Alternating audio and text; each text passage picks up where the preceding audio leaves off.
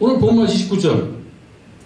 하물며 하나님의 아들을 짓밟고 자기를 거룩하게 한 언약의 피를 부정한 것으로 여기고 은혜의 성령을 욕되게 하는 자가 당연히 받을 형벌은 얼마나 더 무겁겠냐.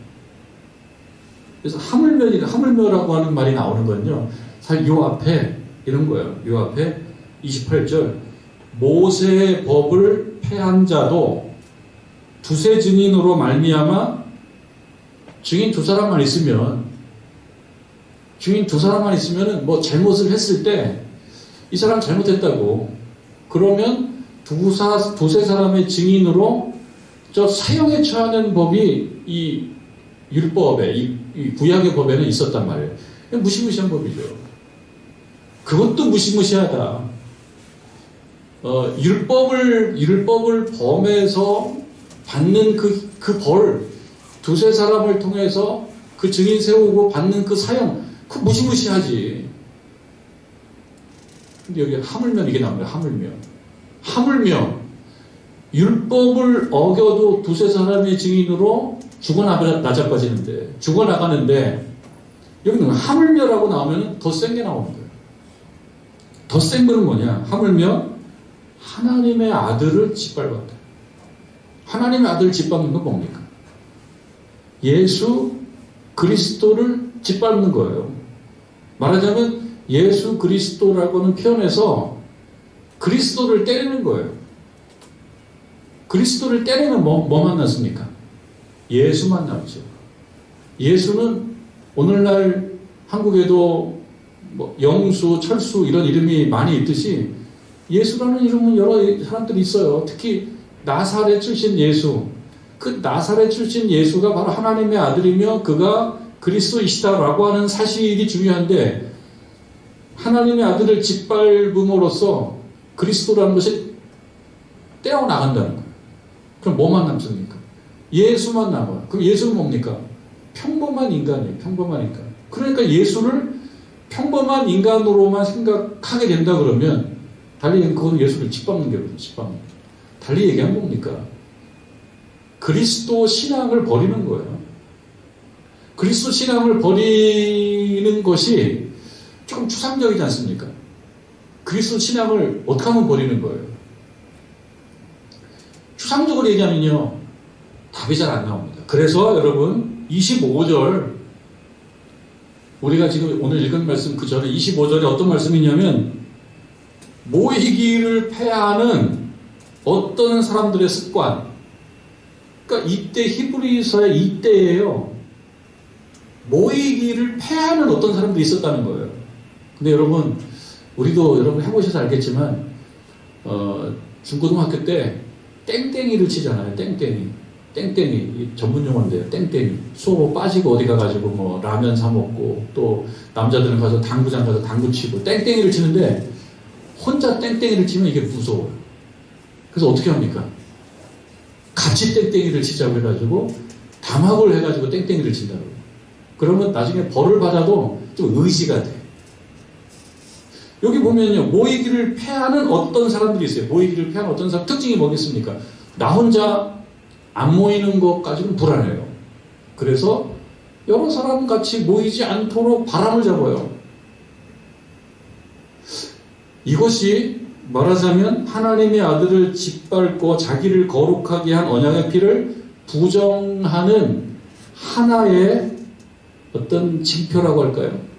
하나의 징표입니다. 하나의 어떤 상징이에요. 하나의 상징. 하나의 상징은 뭐냐? 모이기를 폐하는 거예요. 무서운 일입니다.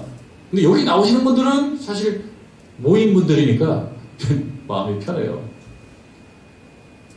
모이기를 폐하는 것으로부터 조금씩 떨어져 나갑니다. 신앙이 그렇습니다. 사람은 그렇게 구조화되어 있어요. 그래서 영어 속담에 out of sight, out of mind, out of sight, out of mind. 오래된 영어 속담이에요. sight라는 거는요, 눈으로 보면은 생각이 나고, out of sight, 안 보면은 생각이 안 난다. 그런 속담이 있듯이 사람들은요, 그 현장에 가면은 그 수준이 오랫동안 유지가 되고, 현장에서 자꾸 이탈하게 되면 그럼 수준에서 자꾸 떨어지는 것입니다. 그래서 지금 모이기를 패하는 어떤 사람의 습관과 같이 하지 말아라. 어떤 사람들이 모이기를 패하는 쪽인데 자꾸 바람을 잡아요. 모이기를 패하는 쪽으로. 많은 쪽이 주류입니다. 많은 쪽이 주류. 주류가 뭐예요? 많은 쪽이 주류예요. 그럼 주류는 항상 오를까요? 주류는 항상 오를까요? 주류가 오를 때도 있지만 옳지 않을 때도 있습니다. 이쪽으로 많이 모이는 거예요. 그럼 비주류는 항상 틀릴까요? 비주류가 오를 수도 있습니다. 꼭 맞는 건 아닙니다. 모이는 사람이 많으면 그 모이는 사람이 많은 것이 주류예요. 모이기를 패하는 사람이 많으면 모이기를 패하는 쪽이 주류예요. 그럼 주류에 서면 이렇게 오르냐? 주류에 서면은 내가 오른 것 같은 착시 효과가 있습니다. 오른 것 같은 느낌이 들어요. 그래서 모이기를 피하는 사람은 자꾸 전도해서 모이기를 패하죠. 그래야지 그게 주류가 되니까. 이런 상황 속에서 그것이 혹시 주류가 되더라도 거기 따라가지 말아라. 모이기를 패하는 어떤 사람들을 따라가지 말아라 라고 얘기하는 것입니다. 그래서 오직 권하여 그날이 가까워옴을 볼수록, 여기서 그날이라고 하는 것은 우리 주님 오시는 날이기도 하지만 우리들에게 있어서는요, 말하자면 우리들에게 있어서도 마지막 날들이 있습니다. 우리들도 아픈 날이 있고, 제가 가끔 요즘에 가끔 쓰는 표현, 수저를 들 힘이 없는 날이 올 수가 있대요. 밥 먹는 수저를 들 힘이 없는 날이 올 수도 있거든요. 누구나 다 오는 거예요. 누구나 다 오는 거예요. 그 전에 힘이 있을 때 모이기를 피하는 어떤 사람들처럼 하지 말고 모여서 예수가 그리스도이시다라고 하는 그 사실을 신앙으로 고백하는 그 고백을 계속 해나가는 겁니다. 그렇지 않으면 자기도 모르는 사이에 저기 나가 있어요. Out of sight, out of mind.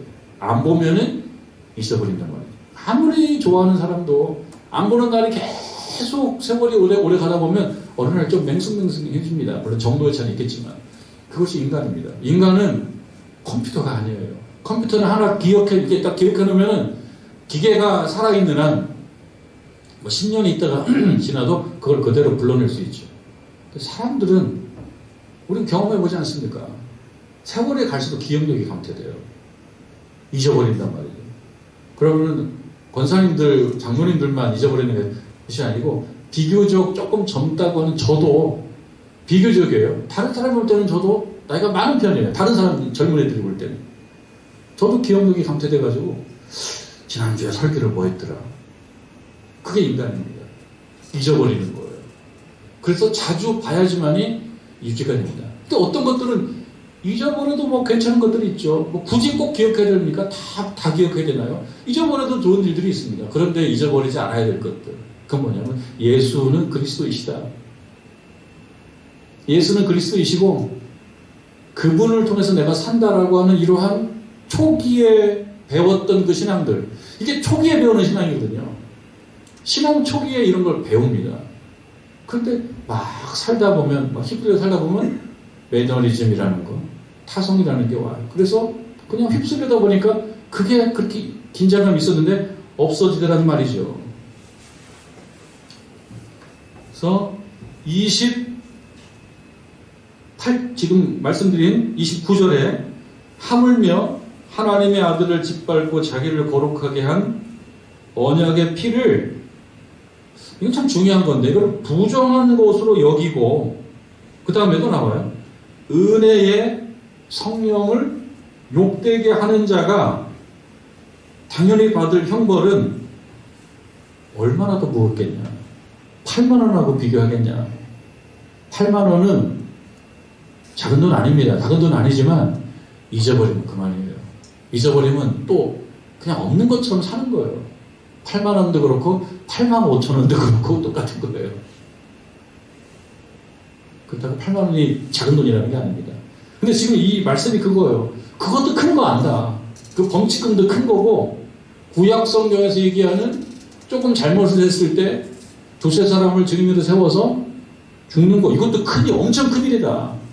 그러나 예수가 그리스도이시다라고 하는 사실, 처음에 건네받았던 이 복음을 어느 날 무시하고 우습게 보고 그 다음에 모이기를 피하는 사람들과 편승하고 그걸 넘어서서 바람을 잡아서 다른 사람도 못 가게 잡고 이렇게 했을 때 받는 그 형벌은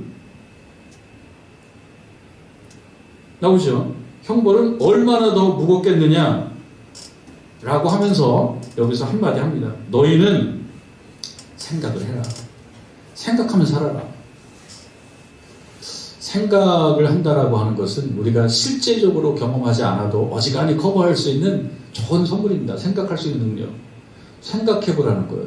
그러니까 말하자면 우리가 설교를 들으면서도 우리 머릿속으로는 생각을 하는 건데요. 이 생각도 가만히 있으면 여러분 뭐가 자꾸 오죠. 이 생각이 가만히 있어도 뭐가 자꾸 옵니다. 그런데 내가 느껴요. 야, 이 생각은 내 머릿속에 좀 자리 안 잡았으면 좋은 생각인데 이 계속 맴도네. 그럴 수 있죠. 머릿속에 계속 이 생각은 여기에 맴돌지 않으면 좋을 생각인데 자꾸 맴돌아요. 뭐 누구가 밉다든지 요즘에 교회 괜히 가는 것 같아. 뭐 이런 생각 들고 하나님은 왜 요구하는 게 이렇게 많아. 뭐 이런 생각도 들고 그리고 이제 교회 시대는 지났어. 뭐 이런 생각도 들고 한번 쭉 들어오면은 이게 자꾸 맴돌아요. 영적으로 보면 거기에 이렇게 말하자면 가스를 자꾸 부어주는 존재가 있습니다. 사탄이 연료를 자꾸 넣어준다고. 영적으로 보면 그렇다고요. 영적으로 보면 사실 머릿속에 맴돌면 안 좋은 생각들, 예수가 그리스도이시다? 그거 별것도 아니야. 요즘에 교회? 그거는 시시해. 교회가 뭐야? 별 볼 일 없지. 옛날에 열심히 믿었으면 됐지 뭐. 이런 생각들이 돌아간다고요. 그럼 거기에 연료를 살살 넣어줘요. 그러면 이 생각이 더 활성화가 된다. 활성화가요. 근데 그 생각을 우리가 말하자면 점검을 해야 되고 생각을 잡아야 된다. 그 생각. 그러기 위해서 우리가 교회 나오는 거예요. 교회 나와서 하나님 말씀을 듣고 그 말씀이 내 머릿속의 생각을 주로 차지하게 하고 그 생각이 내 생각이 되게 만들고 그렇게 하려고 교회가 나오는 겁니다. 그렇지 않으면 다른 생각들로 자꾸 채워지는 거예요. 다른 생각들로. 26절 27절로 이제 처음 가봅니다. 뭘 생각하라는 것이냐? 생각해요. 뭘 생각하라는 것이냐? 우리가 진리를 아는 지식을 받은 후에 여러분도 한번 생각해 보십시오. 진리를 아는 지식을 언제쯤 받았나? 나는 모태신앙이라는 뭘 몰라요. 언제니 몰라요. 라고 하는 분도 있겠지만 모태신앙인 사람들이 유아세례를 받잖아요. 유아세례를 받은 사람들이 지금은 좀 달라졌어요. 지금은 교회법이 좀 달라졌습니다만 보통은 이제 15세, 16세가 되면 입교식을 하는 거예요. 입교라는 건 뭡니까? 어렸을 적에 내가 부모님 신앙으로 유아세례를 받은 것을 내 자아가 형성되었을 때 다시 한번 확인하는 것이 입교예요. 내가 정말 스스로 고백하는 거.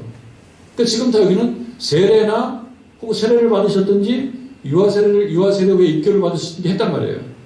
그럼 그때를 생각하는 거예요. 그때 내가 처음에 정말 예수를 구주로 영접하고 예수를 그리스도로 고백하는 아무개에게 내가 성부와 성자와 성령으로 세례를 주노라 이렇게 받잖아요. 예수를 그리스도로 고백하는 그 시점, 그게 여러분 26절에 보면 우리가 진리를 아는 지식을 받은 후 진리를 아는 지식을 받았다. 말하자면 진리를 아는 지식인데 달리 표현하면 진리의 지식입니다. 진리의 지식이에요. 이것을 받은 후에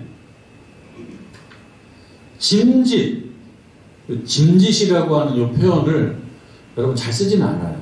잘 쓰지는 않는데 이 표현을 조금 생각해 볼 겁니다. 진리를 아는 지식을 받은 후에 죄를 범해요.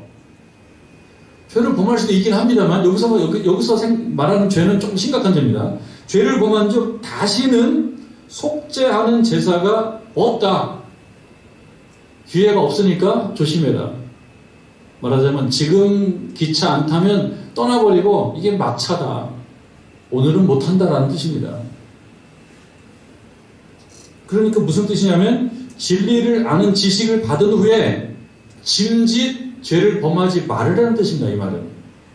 살아가면서 죄를 범한단 말이에요. 그럼 무슨 죄냐? 무슨 죄냐? 그 말씀이 29절 지금 우리가 봤던 그 말씀의 죄죠.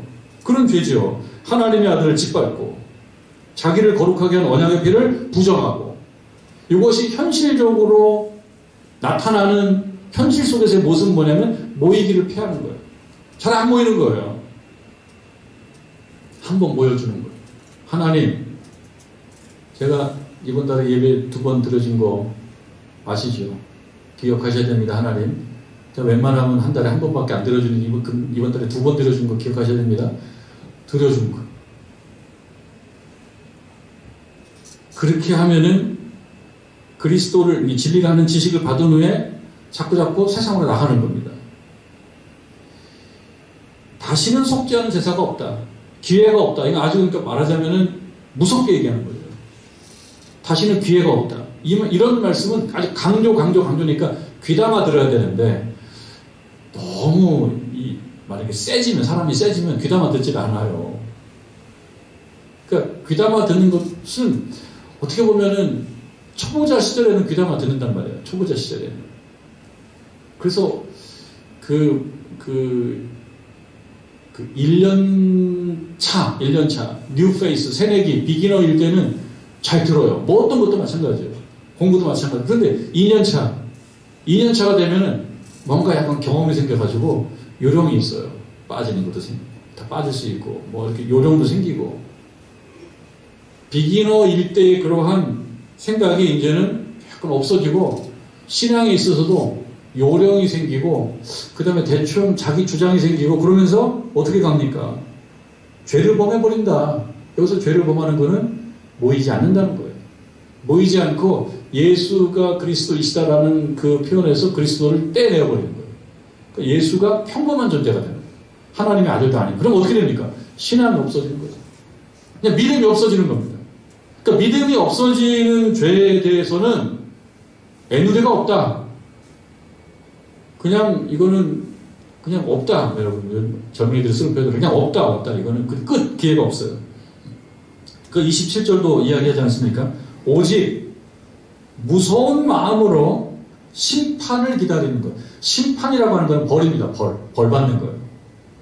심판을 기다리는 것과 대적하는 자를 태울 맹렬한 불만이 있으리라. 무시무시한 말입니다. 굉장히 지금 강력하게 히브리서의 설교자가 이 당시에 어떤 신자들을 향하여 아주 강력한 경고를 날리고 있는 거예요. 그럼 왜 이렇게 강력한 경고를 날리냐? 2가지가 이유가 있겠죠. 한 가지는 자꾸 죄를 지니까 경고를 날리는 거고요. 자꾸 죄를 지니까 경고를 날릴 수밖에 없는 거고요. 또 하나는 죄를 짓고 난 다음에 그 죄에 대해서 따라오는 심판과 벌이 대단한 것이 아니라 그러면 뭐 그렇게 경고를 강력하게 날릴 것도 아니에요. 조심 좀 해라 이렇게 이거 끝나면 돼요. 근데 지금 이렇게 강력하게 뭐라고 합니까? 태울 맹렬한 불만이다. 불에 타서 죽는다라고 하는 무시무시한 경고를 날리는 거는 그대들은 모르지만 만약에 예수가 그리스도이시다라고 하는 그 우리의 정말 중요한 신앙 중에 예수를 떼어내버리고 모이지 않고 대충 살아버리고 결탁하고 환란이 있으니까 환란이 무서워서 그냥 배교하고 배신한 사람들은 또 어떻게 됩니까? 자기 방어 본능이 생겨요. 사람은 그런 거예요. 사람은 교회를 열심히 다니잖아요. 그럼 교회를 열심히 다니는 것이 정말 옳은 거야 라고 하는 마음이 생겨요. 신앙생활 열심히 하게 되면 큰 신앙생활 열심히 해야 된다는 말이 생겨요. 그런데 점점 멀어지게 되면요, 신앙생활을 열심히 하는 것이 좋다는 얘기를 할 수가 없어요. 그럼 자기의 잘못된 것이 드러나니까. 이거 묘한 겁니다, 여러분. 미국에 8박 9일 여행 다녀오면 얼마나 바쁜 여행입니까? 미국의 8박 9일 여행은 엄청 바쁜 여행이에요. 가는데 하루 오는데 하루잖아요. 시차 적응하러 다 끝나는 그 바쁜 여행이에요. 미국에 한번 갔다 오고 난 다음에는 내가 이래봬도 미국 다녀온 사람이라. 얼마나 살았는데 이래 내가 일주일 사는 사람이라. 미국에 안 갔다 왔을 때는 미국이 뭐 별거냐고. 난 우리 나라 제주도가 더 좋아. 그렇게 얘기하는데 미국 다녀온 사람 어떻게 됩니까? 미국 다녀온 사람은 그래도 인생이 살면서 미국 한 번쯤 다녀와야지 그래야지 어디 가서 대화하는 게 아니야? 뭐 이렇게 얘기하고 싶어져요. 사람은 그런 거예요. 사람은 자기가 한 거에 자기가 경험이 있는 거에 대해서는 이것이 좋은 거라고 얘기하고 자기가 경험하지 않은 거에 대해서는 가치를 조금 평가하고자 하는 마음이 생깁니다. 음식도 마찬가지입니다. 음식도 뭐 그 중국 음식점 가가지고 깐풍기 먹어봤어? 깐풍기를 한번 먹어본 거야, 이 사람은. 깐풍기를 한번 먹어보니까 세상에서 제일 맛있는 게 깐풍기인 거야. 옆에 사람은 깐풍기를 안 먹어봤어요. 팔보채 먹어봤어? 팔보채. 이 사람은 팔보채만 먹어본 거야. 이건 안 먹어본 거야. 그래, 자기가 먹어본 게 최고예요. 그거는 아무것도 아니야. 이거가 더야. 고기도 미국산 소고기를 먹은 사람과 호주산 소고기를 먹은 사람이 싸우는 거죠. 그래도 청정 호주산 소고기가 최고지. 무슨 얘기야. 미국의 광활한 그 땅에서 그 흑소의 그 소고기가 최고지. 자기가 먹은 게 최고라는 거야. 자기가 먹은 게. 예전에 제가 아는 그 고기 식당 하는 그 주인 집사님 말에 의하면 미국산이 더 맛있다고 저한테 얘기해 주더라고요. 근데 어쨌든 자기가 경험한 거가 좋은 거예요. 그러니까 죄를 진 사람은요, 죄가 나쁜 게 아닌 거예요. 신앙생활 열심히 하는 사람은 신앙생활 열심히 하는 것이 좋은 건데, 열심히 안 하는 사람은 신앙생활 열심히 하면서 믿음이 좋은 거를 굳이 높게 얘기를 하지를 않아요. 그렇게 바뀝니다. 사람은 그런 거예요, 사람은. 그래서 얘기합니다. 그대들은 모이기를 패하면서 그게 별거 아니라고 생각하겠지만, 한 번 무너지면 못 들어온다. 경고를 강하게 하지 않으면 자꾸 밖으로 나갑니다. 어쩌면 이 히브리서 이 시대에 살고 있었던 사람들 중에 오늘날 대한민국 국민들이 겪는 이런 평안함은 없고 신앙을 지키기가 매우 힘든 상황을 경험한 사람들이었기 때문에 그럴 수도 있어요. 박해라는 말과 환난이라고 하는 말을 써야지만이 설명이 되는 그런 시대에 살았기 때문에 모이는 게 부담스러울 수도 있어요.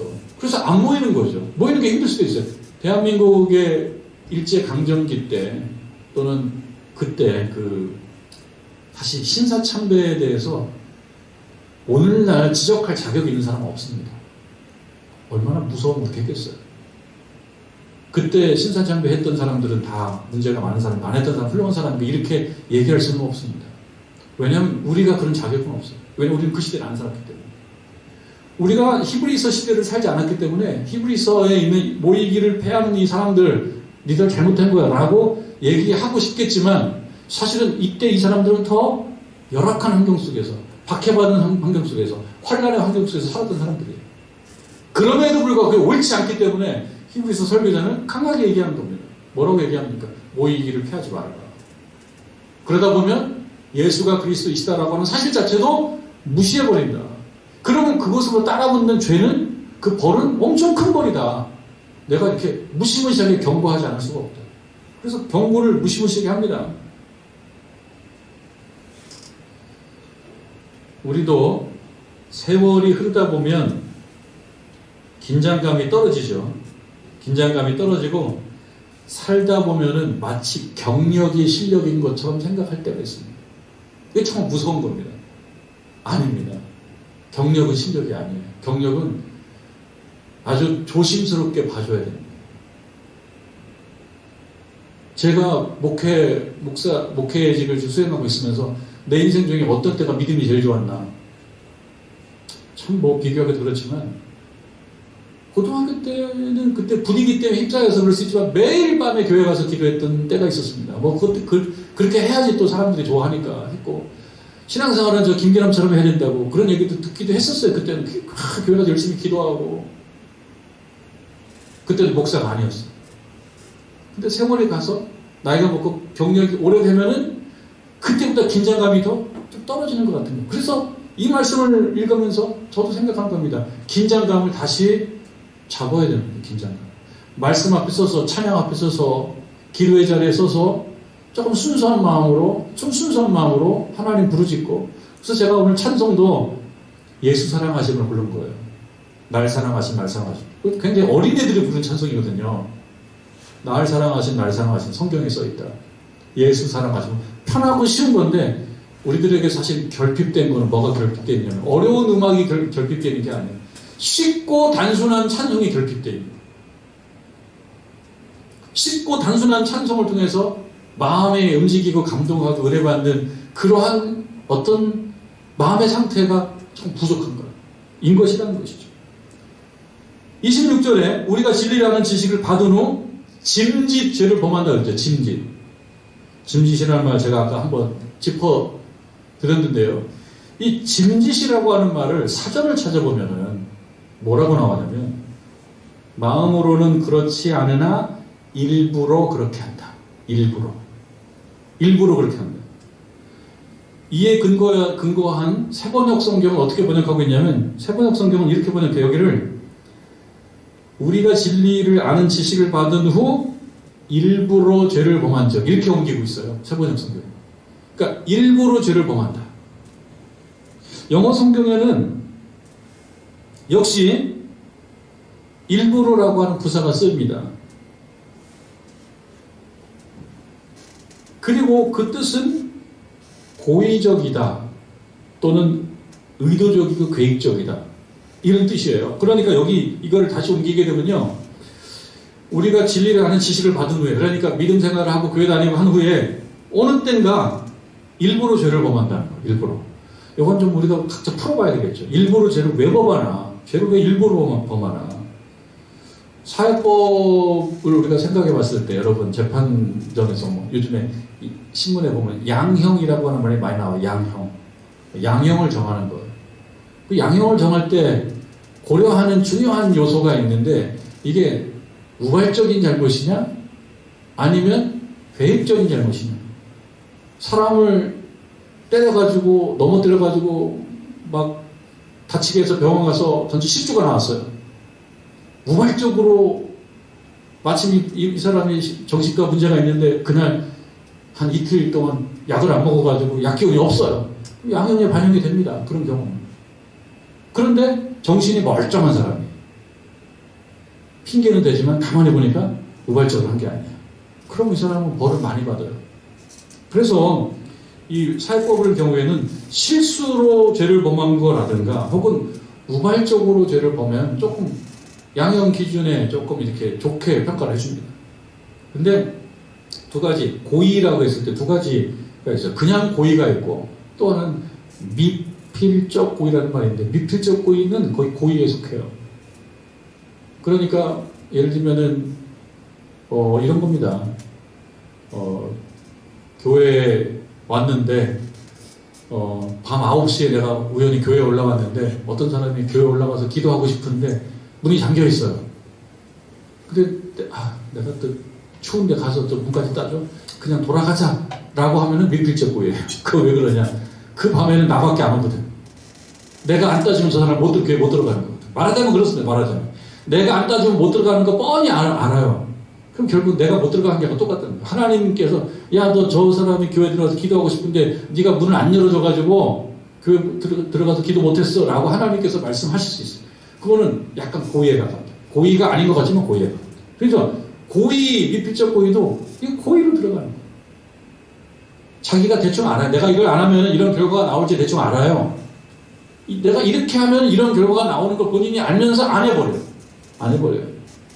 뭐 예를 들면 교회에서도요. 내가 이 집사님을 챙겨주지 않으면 저분은 교회 안 나올 텐데 본인이 알아요. 아무도 이 사람 챙겨주질 않아요. 내가 한번 짚어주지 않으면 이분은 교회 나오기 힘든데 라고 생각하는데 알면서 안 챙겨버려요. 귀찮아. 나도 힘들어. 요즘에 나 엄청 힘들어. 그리고 한 3개월 지났는데 그 사람이 교회를 안 나오더라. 그럼 이건 누구 때문이냐? 이거는 누구 때문이라고 얘기하기는 아무도 모르지만 자기는 알잖아요. 내가 안 챙기면은 이 사람은 안 되는 사람인데 내가 안 챙겨버렸거든. 그러니까 하나님 보실 때 야, 네가 해야 될 일이야. 이거 네가 해야 될 일인데 너는 알았잖아. 근데 네가 안 했잖아. 아무도 몰라. 근데 나는 알아. 하나님께서. 너는 고의를 그런 거야. 뭐 이렇게 얘기할 수 있죠. 그래서 고의가 아닌 것을 가장한 고의입니다. 어쨌든 여러분 짐짓 죄를 범한다라고 하는 것은 고의적으로 죄를 범하는 거예요. 자기가 알면서 죄를 범하는 거예요. 이런 얘기 합니다. 남자의 적은 남자고, 여자의 적은 여자고, 그러면은, 신자의 적은 뭐가 없습니까? 신자의 적.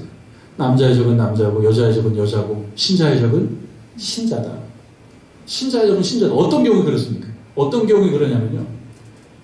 말하자면은 그 사람이 실족하지 않아야 되는데, 그 사람이 실족함으로써 우수수 실족해버려요.